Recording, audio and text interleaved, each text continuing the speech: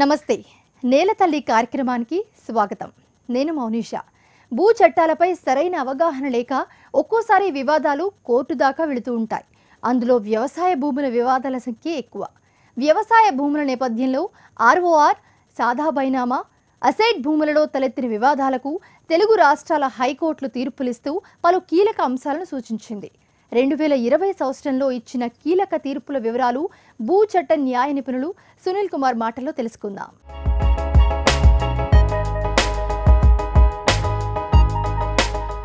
నేలతల్లి వీక్షకులకి నమస్కారం. ఈ వారం తెలంగాణ, ఆంధ్రప్రదేశ్ హైకోర్టులు భూములకు సంబంధించి ఈ సంవత్సరం 2020 సంవత్సరంలో వెలువరించిన కొన్ని ముఖ్యమైన తీర్పుల గురించి మాట్లాడుకుందాం. ఈ మధ్యకాలంలో అసైన్మెంట్ భూములకు సంబంధించి, ఆర్ఓఆర్ చట్టానికి సంబంధించి కొన్ని కీలక తీర్పులని 2 హైకోర్టులు వెలువరించాయి. వాటిని చర్చించుకునే ప్రయత్నం చేద్దాం. ముందుగా ప్రస్తావించదగ్గ తీర్పు హైదరాబాద్ మన తెలంగాణ హైకోర్టు వెలువరించిన ఒక ఆర్ఓఆర్ చట్టానికి సంబంధించిన కీలక తీర్పు. ఈ జడ్జిమెంట్లో హైకోర్టు ఏం చెప్పింది అంటే, ఎవరైతే రెవెన్యూ యంత్రాంగం ఉన్నారో ఆర్ఓఆర్ చట్టం కింద పాస్ పుస్తకాలు, టైటిల్ జారీ చేసే యంత్రాంగం ఉందో వీళ్ళందరూ కూడా మెకానికల్గా తమ దగ్గరికి వచ్చిన దరఖాస్తులను తిరస్కరిస్తున్నారు. చాలా సందర్భాలలో రెవెన్యూ చట్టాలలో ఉన్న నియమ నిబంధనలకు లోబడి వారు పనిచేయటం లేదు. మెకానికల్గా దరఖాస్తులు తిరస్కరించడం వల్ల చాలా కేసులు కింద స్థాయిలో పరిష్కారం కావాల్సిన చాలా కేసులు కూడా హైకోర్టు వరకు వస్తున్నాయి అనేది ఈ తీర్పులో ఉన్న హైకోర్టు అభిప్రాయం. అందులో 2 కీలక సూచనలు చేసింది ప్రభుత్వానికి, అదేవిధంగా రెవెన్యూ యంత్రాంగానికి. ఈ తీర్పులో హైకోర్టు పేర్కొన్నది ఏంటంటే, ఎప్పుడైనా సరే రెవెన్యూ యంత్రాంగం కొన్ని నిర్ణయాలు తీసుకునేటప్పుడు ఆ సంబంధిత చట్టము, నియమాలు ఏం చెప్తున్నాయో చూసి ఆ నియమాలని అనుసరించే నిర్ణయాలు తీసుకోవాలనేది ఒకటైతే, కింద స్థాయి నుంచి పై స్థాయి వరకు కూడా రెవెన్యూ యంత్రాంగం తాము ఏ నిర్ణయం తీసుకున్నా సరే స్పీకింగ్ ఆర్డర్ ఇవ్వాలి, తమ నిర్ణయాలకి కారణాలేంటో తెలుపుతూ ఉత్తర్వులు ఇవ్వాలి తప్ప మెకానికల్గా తమకు వచ్చిన దరఖాస్తును తిరస్కరించకూడదు అని ఈ తీర్పులో హైకోర్టు పేర్కొంది. అంతేకాదు, ఆస్తి హక్కు అనేది, రైట్ టు ప్రాపర్టీ అనేది చాలా కీలకమైన, విలువైన, వెలకట్టలేని హక్కు. ఇలాంటి విలువైన, వెలకట్టలేని హక్కుల మీద తీర్పులు వెలువరిస్తున్నప్పుడు, అలాంటి విలువైన హక్కులకి పాస్ పుస్తకాలు జారీ చేస్తున్నప్పుడు చాలా జాగరూకతతో ఉండాలి. వ్యక్తుల హక్కులకి భంగం కలగకుండా చూసుకోవాలి. అలా చేయటం లేదు కాబట్టే రెవెన్యూ యంత్రాంగం మీద ప్రజలలో వ్యతిరేకత వస్తుంది, డిస్కంటెంట్ వస్తుంది అనేది హైకోర్టు అభిప్రాయపడుతూ, డైరెక్షన్ ఏంటంటే అది ఆర్ఓఆర్ చట్టం కావచ్చు, ఇంకే చట్టం పరిధిలోనైనా రెవెన్యూ యంత్రాంగం తీసుకునే నిర్ణయాలు చట్టాలకు లోబడి ఉండాలి, స్పీకింగ్ ఆర్డర్ ఇవ్వాలి అనేది. 2వ తీర్పు సాదా బైనామాలకు సంబంధించి. ఇది చాలా ఇష్యూస్ అవుతున్నాయి, చాలా కేసులు సివిల్ కోర్టుకి, హైకోర్టుకి వస్తున్నాయి. ఈ తీర్పులో ఆ కీలక సారాంశం ఏంటంటే, సాదా బైనామా క్రమబద్ధీకరణ చేసేటప్పుడు తప్పనిసరిగా భూమి అమ్మిన వ్యక్తికి నోటీసులు వెళ్ళాలి. ఒకవేళ భూమి అమ్మిన వ్యక్తి జీవించి లేకపోతే వాళ్ళ వారసులు ఎవరుంటారో వారసులకు కూడా నోటీసులు వెళ్ళి వాళ్ళ వాదన ఏంటో విన్న తర్వాతనే క్రమబద్ధీకరణ చేయాలి. సాదా బైనామా క్రమబద్ధీకరణ చేస్తున్నప్పుడు నోటీసులు ఇవ్వకుండా, అవతలి వారి యొక్క వాదనలు వినకుండా క్రమబద్ధీకరణ చేస్తే అది చెల్లుబాటు కాదు. ఇది మొదటిసారి కాదు, ఇప్పటి వరకు చాలా తీర్పులలో హైకోర్టు చాలా స్పష్టంగా పేర్కొంది. సాదా బైనామా క్రమబద్ధీకరణ ఆర్ఓఆర్ చట్టం సెక్షన్ 5A ప్రకారం ఏదైతే తహసీల్దార్లు 13B సర్టిఫికేట్ జారీ చేయడం కోసం ప్రక్రియ చేపడతారో, ఫారం 10లో దరఖాస్తు తీసుకొని 13B సర్టిఫికేట్ జారీ చేస్తారు. ఎవరైతే అన్రిజిస్టర్డ్ డాక్యుమెంట్ ద్వారా భూములు కొనుగోలు చేస్తారో అలాంటి వాళ్ళకి క్రమబద్ధీకరణ చేసే అధికారం ఆర్ఓఆర్ చట్టం సెక్షన్ 5A కట్టబెడుతుంది. తహసీల్దార్ దాంట్లో కాంపిటెంట్ ఆఫీసరు, తెలంగాణలో కావచ్చు, ఆంధ్రప్రదేశ్లో కావచ్చు. అలా క్రమబద్ధీకరణ చేసేటప్పుడు నోటీసులు ఇవ్వటం అనేది తప్పనిసరి అని హైకోర్టు పేర్కొంది. ఇది ఒక 2వ తీర్పు. ఇక 3వ అంశం, ప్రభుత్వము భూమి లేని పేదలకి వ్యవసాయం చేసుకోవడానికి కానీ, ఇంటి స్థలాల కోసం కానీ భూముల కేటాయింపు చేస్తూ ఉంటుంది. ఇప్పటి వరకు 2 రాష్ట్రాల్లో కలిపి దాదాపుగా 60 లక్షల ఎకరాల భూమి ఈ విధంగా అసైన్మెంట్ చేయటం జరిగింది. భూమి లేని పేదలకి భూమిని అసైన్మెంట్ చేయడంతో పాటుగా కొన్ని ప్రత్యేక కేటగిరీలో ఇతర వ్యక్తులకు కూడా అసైన్మెంట్ జరుగుతాయి. అలా చేసే 3 ప్రత్యేకమైన కేటగిరీలు ఒకటి ఎక్స్ సర్వీస్ మ్యాన్ అంటే మాజీ సైనికులకి ప్రభుత్వం భూమి ఇస్తుంది. 2 స్వాతంత్ర సమరయోధులకి ఫ్రీడమ్ ఫైటర్స్కి భూమి ఇస్తుంది. అదేవిధంగా రాజకీయ బాధితులకి పొలిటికల్ సఫరర్స్ అంటారు, పొలిటికల్ సఫరర్స్ కోటాలో కూడా ప్రభుత్వం భూములు కేటాయింపు జరుగుతుంది. ఈ 3 వర్గాలలో కేటాయింపులు జరిగినప్పుడు వాళ్ళు భూములు అమ్ముకోవచ్చా అమ్ముకోకూడదా అనే నిబంధనల మీద చాలా అనుమానాలు ఉన్నాయి. మనం ఒకసారి జీవోలని పరిశీలించి చూసినట్లయితే పొలిటికల్ సఫరర్స్ కేటగిరీలో ఇస్తే వెంటనే వాళ్ళు భూములు అమ్ముకోవడానికి అవకాశం ఉంది. అమ్మకూడదు అసైన్మెంట్ భూముల నిబంధన వాళ్ళకి వర్తించదు. రెండవది ex service men freedom fighters విషయానికి వచ్చినట్లయితే వారికి పట్టా ఇచ్చిన 10 సంవత్సరాల తర్వాత ఈ భూములు అమ్ముకోవడానికి అవకాశం ప్రభుత్వమే కల్పించింది. కానీ ఆ 10 సంవత్సరాల తర్వాత అమ్ముకునేటప్పుడు ఎన్ఓసి తీసుకోవాలని నిబంధన ఉండేది. ఆ ఎన్ఓసి అవసరం కూడా లేదు. ఎన్ఓసి అవసరం లేకుండానే 10 సంవత్సరాల తర్వాత వాళ్ళ భూములు అమ్ముకోవడానికి అవకాశం ఉందని హైకోర్టు పేర్కొంది. ఎన్ఓసి అడగకూడదని చెప్పింది. కానీ ఇప్పటికీ కూడా ఈ ప్రత్యేకమైన కేటగిరీ వాళ్ళ ఇచ్చిన భూములు కూడా నిషేధిత ఆస్తుల జాబితాలో చేర్చారు. 2007 తర్వాత సెక్షన్ 22A రిజిస్ట్రేషన్ చట్టం మేరకు జిల్లా కలెక్టర్లు ఇతర యంత్రాంగం ఏదైతే నిషేధిత ఆస్తుల జాబితా లేదా నిషేధిత భూముల జాబితా రూపొందిస్తున్నారో సెక్షన్ 22A లిస్ట్ అంటారు. భూములని రిజిస్ట్రేషన్ చేయకూడని భూములని ఈ లిస్టులో పెట్టి సబ్ రిజిస్ట్రార్ కార్యాలయం పంపుతుంటారు. అలాంటి లిస్టులో ఇవి కూడా ఇంకా ఉన్నాయి. వీటి మీద చాలా సందర్భాలలో హైకోర్టుకి కేసులు వస్తున్నాయి. ఈ కేసులు వచ్చిన ప్రతి సందర్భంలో కూడా హైకోర్టు చెప్తున్న మాట చాలా స్పష్టం. ఈ ప్రత్యేకమైన కేటగిరీలో ఉన్న వాళ్ళు వాళ్ళ భూములు అమ్ముకోవడానికి అవకాశం ఉంది. ఎక్స్ సర్వీస్ మ్యాన్ కానీ ఫ్రీడమ్ ఫైటర్ అయితే 10 సంవత్సరాల తర్వాత, పొలిటికల్ సఫర్ అయితే వెంటనే అమ్ముకునే అవకాశం అని చెప్తుంది. ఇప్పుడు మనం చర్చించబోయే 2 తీర్పులు కూడా ఈ అంశానికి సంబంధించిందే. ఈ ex service men, freedom fighters, political suffer సంబంధించి గౌరవ ఆంధ్రప్రదేశ్ హైకోర్టు 2 కీలకమైన తీర్పుల్ని వెలువరించింది, ముఖ్యమైన తీర్పులు. అందులో ఒకటి ఎక్స్ సర్వీస్ మెన్, ఫ్రీడమ్ ఫైటర్లకు సంబంధించి. ఇంతకుముందు మనం అనుకున్నట్టుగా నియమం ఏంటంటే ఎక్స్ సర్వీస్ మెన్ కానీ అంటే మాజీ సైనికులకు కానీ స్వాతంత్ర సమరయోధులకు కానీ ప్రభుత్వం కనుక భూముల్ని అసైన్ చేస్తే ఆ భూములని పట్టా ఇచ్చిన 10 ఏళ్ల తర్వాత అమ్ముకోవడానికి అవకాశం ఉంది. అలా అమ్ముకోవడానికి ఎన్ఓసి అవసరం లేదని ఇంతకు మునిపే హైకోర్టు పేర్కొంది. ఈ నేపథ్యంలో ఈ తీర్పులో మరొక వాళ్ళు ఏం చెప్పారంటే దీనికి సంబంధించి 2016లో ఆంధ్రప్రదేశ్ రాష్ట్ర ప్రభుత్వం ఒక జియో కూడా వెలువరించింది. ఆ జియో నంబరు 279 4/7/2016 రోజున ఈ జియోని ఆంధ్రప్రదేశ్ ప్రభుత్వం ఇచ్చింది. ఈ జియోలో ఏం పేర్కొన్నారంటే ఎవరికైతే ఎక్స్ సర్వీస్ మెన్కి కానీ ఫ్రీడమ్ ఫైటర్స్ కానీ ప్రభుత్వం అసైన్మెంట్ చేసిందో 10 ఏళ్ళు దాటిపోయిన తర్వాత నిషేధిత జాబితాలో నుంచి ఆ నెంబర్లను తొలగించండి. వాళ్ళని అమ్ముకోవడానికి, అమ్మకాలు కొనుగోలు చేయడానికి ఇంకా ఎలాంటి ఎన్ఓసి అవసరం లేదు అని జియో కూడా చెప్తుంది. 2016లో వచ్చిన జియో.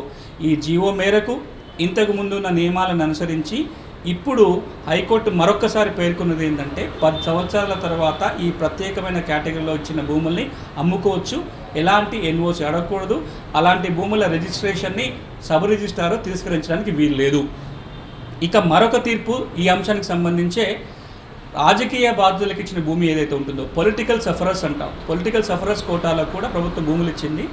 పొలిటికల్ సఫరర్స్ కోటా విషయానికి వచ్చినట్లయితే ఆ భూముల్ని వాళ్ళు వెంటనే అమ్ముకోవడానికి అవకాశం ఉంది. దీనికి సంబంధించి 1959లోనే ఒక జియో జారీ చేయడం జరిగింది.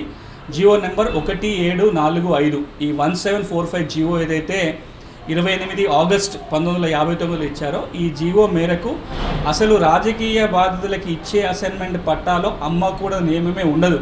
కాబట్టి వాళ్ళు ఆ భూముల్ని అమ్ముకోవడానికి అవకాశం ఉంటుంది. ఇలా ఇచ్చిన భూముల్ని కూడా నిషేధిత జాబితాలో ఉంచొద్దు, ఉంచితే వెంటనే తొలగించాలి, వీటి రిజిస్ట్రేషన్ చేయకుండా ఉండడానికి వీలు లేదు అని హైకోర్టు ఈ తీర్పులో పేర్కొంది. అసైన్ భూముల బదలాయింపు నిషేధ చట్ట ప్రకారం ప్రభుత్వం పేదలకు ఇచ్చిన ఇంటి, వ్యవసాయ స్థలాన్ని అమ్ముకోవడానికి వీలు లేదు. కానీ పంట రుణాల కోసం సహకార బ్యాంకుల్లో తనఖా పెట్టుకునే అవకాశం చట్టమే కల్పించింది. ఈ క్రమంలో రుణాలు చెల్లించని భూములను వేలంలో కొంటే వాటిపై హక్కులు సంక్రమిస్తాయా? ఈ విషయంలో తెలుగు రాష్ట్రాల హైకోర్టులు ఇచ్చిన తీర్పుల్లో ఏం సూచించాయి ఇప్పుడు తెలుసుకుందాం. భూమి లేని పేదలకి ప్రభుత్వం ఏదైతే అసైన్మెంట్ చేస్తుందో ఈ అసైన్మెంట్ భూములని అమ్మకాలు కొనుగోలు చేయడానికి వీల్లేదు, ఎలాంటి బదలాయింపులు చేయడానికి వీల్లేదు.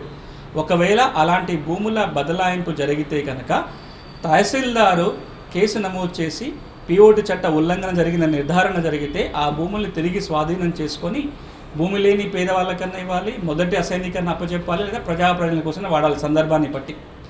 ఈ అంశంలో ఈ కేసులో హైకోర్టు వారు చెప్పింది ఏంటంటే, ఇలాంటి చర్య తహసీల్దార్ తీసుకునేటప్పుడు ఈ పిఓటి చట్టం కింద భూములని తిరిగి తహసీల్దార్ తీసుకునేటప్పుడు తప్పకుండా నోటీసులు ఇవ్వాలి, అసైనీకి నోటీసులు ఇవ్వాలి, ఇప్పుడు ఎవరైతే కొనుగోలు చేశారో ఎవరి స్వాధీనంలో భూమి ఉందో వారికి నోటీసులు ఇవ్వాలి. నోటీసులో పూర్తి వివరాలు ఉండాలి, ఆ భూమి వివరాలు, ఆ అసైనీ వివరాలు, ఎవరైతే కొనుగోలు చేస్తున్నారో ఆ వ్యక్తుల వివరాలు, పూర్తి వివరాలతోటి నోటీసులు ఇవ్వాలి. నోటీసులు ఇవ్వకపోయినా, పూర్తి వివరాలతోటి నోటీసులు ఇవ్వకపోయినా అలాంటి ప్రొసీడింగ్స్ ఏదైతే తహసీల్దార్ ఇస్తారో అది చెల్లుబాటు కాదు అని హైకోర్టు ఇచ్చిన తీర్పు. ఇక మరొక అంశం, ఇది కూడా అసైన్మెంట్ భూములకు సంబంధించే తెలంగాణ హైకోర్టు ఇచ్చిన తీర్పు ఇది. అసైన్మెంట్ భూములని బదలాయింపు చేయకూడదని పిఓటి చట్టం చెబుతూనే అసైన్మెంట్ భూములని కోఆపరేటివ్ సొసైటీకి కానీ షెడ్యూల్డ్ బ్యాంకులకు కానీ తనఖా పెట్టుకోవచ్చు అని చట్టంలోనే ఉంటుంది. అంటే అలా తనఖా పెట్టడం అనేది చట్ట ఉల్లంఘన కాదు. ప్రభుత్వం కనుక ఒక వ్యక్తికి భూమి అసైన్ చేస్తే ఆ భూమిని షెడ్యూల్డ్ బ్యాంకుకో కోఆపరేటివ్ సొసైటీకో తనఖా పెట్టుకొని డబ్బులు తీసుకోవచ్చు. ఆ భూమిని డెవలప్ చేసుకోవడానికి కావచ్చు, పంట పండించుకోవడానికి కావాల్సిన అప్పు కోసం తనఖా పెట్టవచ్చు. అంతవరకు బాగానే ఉంది. కానీ అప్పు చెల్లించకపోతే పట్టా భూముల్ని వేలం వేసినట్టుగా అసైన్మెంట్ భూములు వేలం వేయచ్చా వేయకూడదా అంటే ఆ విషయంలో కూడా స్పష్టత వచ్చింది. అలా వేలం వేయడానికి అవకాశం ఉంటుంది. అలా వేలంలో ఎవరైతే ఆ భూములు కొంటారో వాళ్ళకి పూర్తి హక్కులు వస్తాయి. అలాంటి భూముల మీద పిఓటి చట్టం కింద చర్య తీసుకోవడానికి వీలు లేదు అని ఈ తీర్పు సారాంశం. అంటే అసైన్మెంట్ భూముల్ని బ్యాంకులకో కోఆపరేటివ్ సొసైటీలకో తనఖా పెట్టి ఆ బ్యాంకో కోఆపరేటివ్ సొసైటీనో డబ్బులు చెల్లించకపోతే వేలం వేస్తే కనుక వేలంలో కొనుక్కున్న వాళ్ళకి హక్కులు వస్తాయి అనేది ఈ తీర్పు సారాంశం. ఆంధ్రప్రదేశ్లో 1954 కంటే ముందు అసైన్మెంట్ చేశారో అలాంటి అసైన్మెంట్ పట్టాలలో అమ్మకూడదు అనే నియమం లేదు. అమ్మకూడదు అనే నియమం కనుక అసైన్మెంట్ పట్టాలో లేకపోతే అలాంటి భూముల్ని అమ్మడానికి అవకాశం ఉంటుంది. వాటిని నిషేధిత జాబితాలో పెట్టొద్దు అని ఇంతకుముందే హైకోర్టు తీర్పు ఇచ్చారు. దానికి సంబంధించి ఆ తీర్పును అనుసరించి ఆంధ్రప్రదేశ్ ప్రభుత్వం ఒక జియో కూడా జారీ చేసింది. జియో ఎంఎస్ నెంబర్ 17705 2019 1775 2019లో వచ్చిన జియో నెంబర్ ఇది. 21 నవంబర్ 2019 ఆంధ్రప్రదేశ్ ప్రభుత్వం ఈ జియో జారీ చేసింది. ఈ జియోలో ఏం చెప్పారు అంటే, హైకోర్టు తీర్పును అనుసరించి ఆంధ్రప్రదేశ్ రాష్ట్రంలో 1954 కంటే ముందు ఏవైతే భూములు అసైన్ చేశారో వాటన్నిటిని కూడా నిషేధిత జాబితా నుంచి తొలగించండి అని కలెక్టర్లకు ఉత్తర్వులు వెళ్ళాయి. అలాంటి ప్రక్రియ మొదలుపెట్టారు. ఈ కేసులో ఏం జరిగిందంటే, ఇది 1954 కంటే ముందు ఇచ్చిన అసైన్మెంట్ భూమి అయినా కానీ ఇంకా నిషేధిత జాబితాలో కొనసాగుతుంది. ఆ భూమి రిజిస్ట్రేషన్ చేయమని చెప్పి సబ్ రిజిస్ట్రార్ తిరస్కరించారు. ఈ కేసులో ఇవన్నీ పేర్కొంటూ హైకోర్టు చెప్పింది ఏంటంటే, ఇంతకు మునిపే హైకోర్టు తీర్పులు ఉన్నాయి. 54 కంటే ముందు ఇచ్చిన భూములు అమ్ముకోవచ్చని.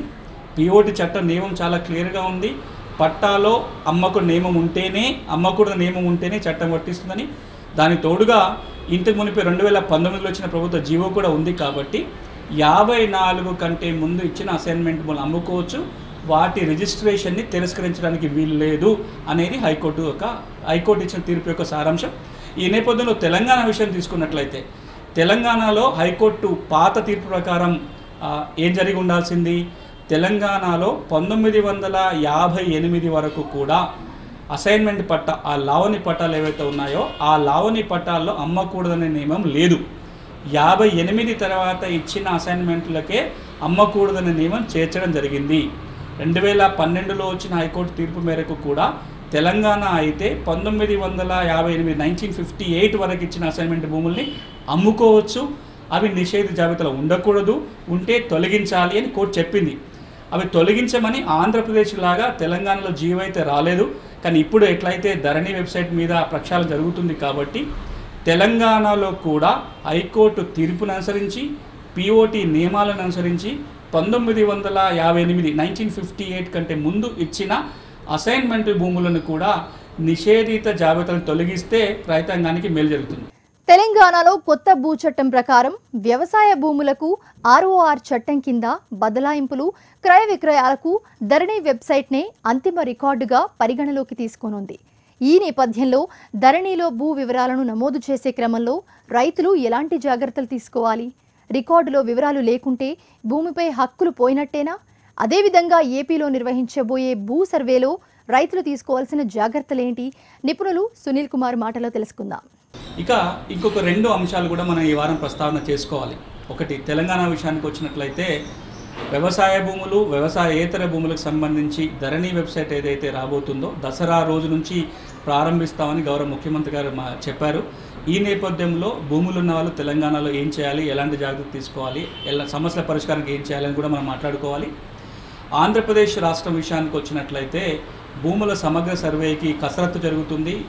జనవరి 1వ తారీఖు నుంచి భూముల సర్వే ప్రారంభం కాబోతుంది. కాబట్టి అక్కడ కూడా రైతాంగం ఇప్పుడే ఎలాంటి చర్యలు చేపట్టాలి, ఎలాంటి జాగ్రత్త తీసుకోవాలి, ఇవి 2 విషయాలు మనం ఈరోజు మాట్లాడుకుందాం. ముందుగా తెలంగాణ విషయానికి వచ్చినట్లయితే ఇప్పటికే వ్యవసాయ భూములకు సంబంధించి కొత్త 6వ చట్టాన్ని అసెంబ్లీ ఆమోదించింది. దానికి గవర్నర్ ఆమోద ముద్ర కూడా పడింది. రాబోయే రోజులు ఇప్పుడు అమల్లోకి రాబోతుంది. వ్యవసాయ భూములన్నిటినీ కూడా ధరణి వెబ్సైట్లో చేసే ప్రయత్నం చేసింది ప్రభుత్వం. ధరణి వెబ్సైట్ ఆధారంగానే రాబోయే రోజుల్లో ఎలాంటి బదలాయింపులు జరిగినా తహసీల్దారే రిజిస్ట్రేషను, మ్యూటేషన్ చేయడం కోసం ఆ చట్టంలో మార్పు చేశారు. అందుకు ఆ చట్టాన్ని అమలు కోసం కసరత్తు కూడా ప్రారంభం జరిగింది. వ్యవసాయేతర భూముల విషయానికి వచ్చినట్లయితే పంచాయతీరాజ్ చట్టంలో, మున్సిపాలిటీల చట్టంలో, మున్సిపల్ కార్పొరేషన్ చట్టంలో మార్పులు తీసుకొచ్చి ఇక రాబోయే రోజుల్లో వ్యవసాయేతర ఆస్తులన్నీ కూడా ధరణి వెబ్సైట్లో ఉంచబోతున్నారు. వ్యవసాయేతర ఆస్తుల బదలాయింపు జరిగినట్లయితే రిజిస్ట్రేషన్, మ్యూటేషన్ ఇక రాబోయే రోజుల్లో సబ్ రిజిస్ట్రారే చేయబోతున్నారు.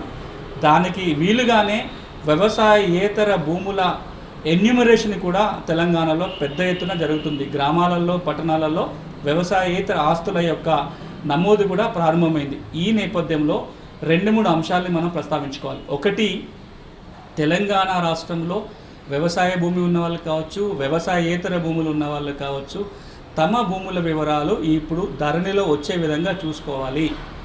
ధరణిలో కనుక రాకపోయినట్లయితే రేపు పొద్దున ఎలాంటి బదలాయింపు చేయాలన్నా వీలయ్యే పరిస్థితి ఉండదు.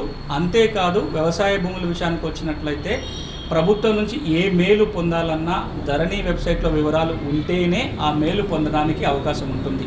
కాబట్టి భూమి ఉన్న ప్రతి వాళ్ళు తెలంగాణలో, అది వ్యవసాయ భూమి అయినా వ్యవసాయేతర భూమి అయినా, తమ భూమి ధరల్లోకి ఎక్కే విధంగా ప్రయత్నం చేసుకోవాలి. అలా ఎక్కటంలో చిక్కులు ఉన్నట్లయితే వెంటనే సమస్యల పరిష్కారానికి దరఖాస్తు పెట్టుకోవాలి. కోర్టుకు వెళ్ళాల్సి వస్తే కోర్టుకు వెళ్ళాలి. ఇక 2వ కోణం ఏంటంటే ధరణిలో రాకపోతే హక్కులు పోయినట్లయినా, దీని మీద కొంత గందరగోళం నెలకొని ఉంది. ఒక మంత్రి గారు దీని మీద మాట్లాడుతూ ఒక మాట ఏమన్నారంటే, ధరణిలో మీ ఆస్తులు రాకపోతే అవన్నీ ప్రభుత్వ భూములు అయిపోతాయి, ప్రభుత్వం తీసుకుంటుందని చెప్పారు. అసలు చట్టం ఏం చెప్తుందనే మాట ఇప్పుడు మనం ప్రస్తావించుకుందాం. చట్టం విషయానికి వచ్చినట్లయితే రెవెన్యూ రికార్డులన్నీ కూడా హక్కులని రికార్డు చేసే చట్టాలే. హక్కుల్ని రికార్డు చేస్తాయి తప్ప హక్కులు కల్పించే చట్టాలు కావు, హక్కులు కల్పించే రికార్డులు కావు. దాని సారాంశం ఏంటంటే, రికార్డు కనుక ఎక్కకపోతే ఆ భూమి మనది అనే ఒక సాక్ష్యం లేకుండా పోతుంది. అయినా కానీ ఇతరత్ర సాక్ష్యాధారాలతోటి ఆ భూమి హక్కుల్ని మనం నిరూపించుకోవడానికి అవకాశం ఉంటుంది.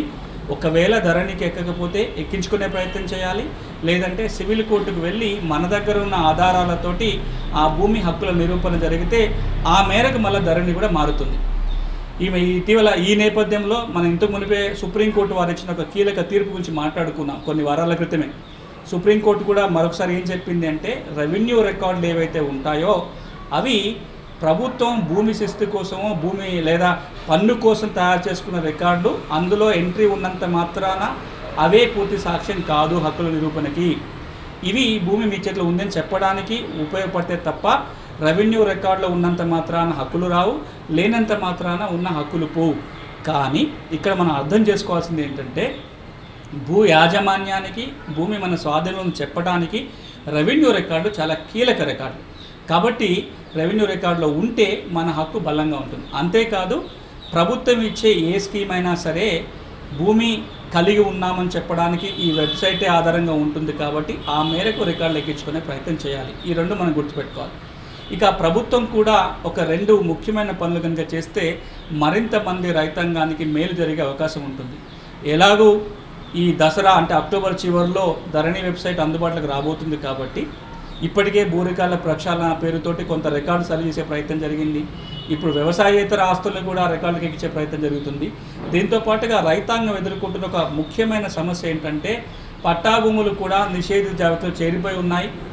ఏదో కష్టం వచ్చే కష్టానికో సుఖానికో ఇప్పుడు భూమి అమ్ముకునే ప్రయత్నం చేయబోతే ఇప్పుడు ఇది నిషేధ జాబితాలో ఉంది, మేము రిజిస్టర్ చేయమని సబ్ రిజిస్ట్రార్లు చెప్తున్నారు. కొన్ని సందర్భాలు నిన్న మొన్నటి వరకు అది పట్టా భూమికి కొనసాగింది. ఇప్పుడు సడన్గా ఆ భూముల్ని ఇది పట్టా భూమి కాదు, ఇది కేకే ల్యాండ్ అనో, గవర్నమెంట్ భూమి అనో, వక్ఫ్ భూమి అనో, ఇనాం భూమి అనో రకరకాల పేర్లతోటి నిషేధిత జాబితాలో చేరిపోయి ఉన్నాయి. నిషేధిత జాబితాలో ఒకసారి పట్టా భూమి చేరితే దాన్ని సవరించుకోవడానికి చాలా సుదీర్ఘమైన ప్రక్రియ ఉంది. కలెక్టర్ దగ్గరికి వెళ్ళాలి, వారు చేయకపోతే సివిల్ కోర్టు కన్నా వెళ్ళాలి, లేదా హైకోర్టు కన్నా వెళ్ళాల్సిన పరిస్థితి ఉంది. ఒక రిక్వెస్ట్ ప్రభుత్వానికి ఏంటంటే గ్రామాల వారీగా నిషేధిత జాబితాలు ఉన్నాయి కాబట్టి కనీసం ఒక 2-3 రోజులన్నా మళ్ళీ సమయం ఇచ్చి ప్రతి గ్రామానికి రెవెన్యూ బృందాలని పంపి నిషేధిత భూముల జాబితాలో ఉన్న సర్వే నెంబర్లన్నిటినీ గ్రామ సభలో ప్రకటించండి. ఆ జాబితాలో ఉన్న భూముల మీద ఏమైనా అభ్యంతరాలు ఉంటే తీసుకోండి. ఆ అభ్యంతరాల మేరకు నిషేధిత ఆస్తుల జాబితాని సవరించే ప్రయత్నం కనుక చేస్తే కొన్ని వేల మంది రైతాంగానికి మేలు జరిగే అవకాశం ఉంటుంది. ఇప్పటికే గౌరవ ముఖ్యమంత్రి గారు అసెంబ్లీలో ప్రకటించినట్టుగా వక్ఫ్ భూముల జాబితా మళ్ళీ తయారవుతుంది. అదేవిధంగా ఎండోన్మెంట్ దేవాదాయ భూముల జాబితాలు కూడా మళ్ళీ రూపొందించి ఆ జాబితాల్ని మళ్ళీ సబ్ రిజిస్ట్రార్ కార్యాలయానికి పంపే ప్రయత్నం జరుగుతుంది. అంతేకాదు వీటిని మున్సిపాలిటీలకి పంచాయతీలకు పంపి ఈ వక్ఫ్ భూములు కానీ ఎండోన్మెంట్ భూములపై ఎలాంటి అనుమతులు ఇవ్వకుండా కూడా ప్రభుత్వం జీవో ఎలాగో జారీ చేసింది. వీటితో పాటుగా మిగతా అన్ని అంశాలను పరిగణించుకుంటూ ఒక్కసారన్నా నిషేధిత భూముల జాబితాలని వాస్తవ పరిస్థితులకు అనుకూలంగా వెరిఫై చేసి కనుక సవరించే ప్రక్రియ చేస్తే చాలామంది రైతాంగానికి మేలు జరుగుతుంది. ఇక ఆంధ్రప్రదేశ్ విషయానికి వచ్చినట్లయితే రాబోయే రోజుల్లో 2-3 నెలల్లో భూముల సర్వే ప్రారంభం కాబోతుంది. కాబట్టి భూములు సర్వేకి జరిగేటప్పుడు భూమి సర్వేకి టీంలు వచ్చినప్పుడు మన హక్కుల్ని మనం జాగ్రత్తగా రికార్డ్ అయ్యేటట్టుగా చూసుకోవాలనుకున్నట్లయితే మనం ఇంతకు మునుపు మాట్లాడుకున్నట్టుగా ఒక్కసారన్నా భూమి హక్కుల పరీక్ష చేసుకోండి. మీ భూములకు సంబంధించిన కాగితాలను ఒకసారి వెరిఫై చేసి చూసుకోండి. ఏం చేయాలి భూమి హక్కుల పరీక్షలో? 5 అంచెల లేదా 5 అంశాలని మనం పరిశీలించి చూసుకోవాలి. భూమి చిరునామా ఏంటి, భూమి యజమాని ఎవరు, భూమి స్వభావం ఏంటి, భూమి ఎవరి ఆధీనంలో ఉంది, ఏదైనా సమస్య ఉందా లేదా, ఈ 5 పరిశీలించి చూడాలి. ఈ 5 పరిశీలించి చూసుకోవాలనుకున్నట్లయితే ఒకసారి ఓల్డ్ రికార్డ్ సంపాదించుకోవాలి. మీ భూమికి సంబంధించిన సెటిల్మెంట్ రికార్డ్ ఆర్ఎస్ఆర్ కావచ్చు, ఎస్ఎఫ్ఏ కావచ్చు, ఒక కాపీ తీసుకోండి. ఆ పాత అడంగల్ 1960 నుంచి ఇప్పటి వరకు అడంగల్ కాపీలు పొందే ప్రయత్నం చేయండి. వీలైనన్ని ఈసీ తీసుకోండి. నిషేధ జాబితా ఒకసారి తీసుకునే ప్రయత్నం చేయండి. మీ దగ్గర పాస్బుక్ టైటిల్ దగ్గర పెట్టుకొని ఒకటి ఆ భూమి చిరునామా ఏంటి వెతకండి. మీ భూమి సర్వే నెంబరు, దాని విస్తీర్ణము, దాని హద్దులు సరిగ్గా ఉన్నాయా లేదా చూసుకోండి. దాంతోపాటుగా యజమాని ఎవరు, 1Bలు ఎవరు ఉన్నారు, ఆర్ఎస్ఆర్లు ఎవరు ఉన్నారు, ఆ రెండింటికి మధ్యలో లింక్ కుదురుతుందా లేదా చూసుకోండి. తర్వాత ఇప్పుడు మీకు పాస్ పుస్తకం టైటిల్ ఉందా లేదా చూసుకోండి. అనుమోదారు కాలంలో ఎవరి పేరు రాస్తుంది అడంగలు అనేది వెరిఫై చేసి చూసుకోండి. నిషేధిత జాబితాలో మీ ఆస్తి ఉందా లేదా చూసుకోండి. ఇవి కనుక మీరు ముందుగానే చూసుకొని పెట్టుకొని ఆ కాగితాలు మీరు దగ్గర పెట్టుకుంటే రేపొద్దున భూములు సర్వే జరిగినప్పుడు ఇబ్బంది లేకుండా ఉంటుంది. మీ భూమి సమస్య ఏదైనా ఉంటే సర్వేకి టీం వచ్చినప్పుడు పరిష్కారం చేసుకోవడానికి సులభంగా ఉంటుంది. భూ చట్టాలు, సమస్యల పరిష్కారం గురించి అలాగే రైతులకు ఉపయోగపడే మరింత సమాచారం కోసం మా హెచ్ఎం టీవీ అగ్రి యూట్యూబ్ ఛానల్ని సబ్స్క్రైబ్ చేసుకోండి. ఇది ఇవాల్టి నేలతల్లి కార్యక్రమం. నమస్తే.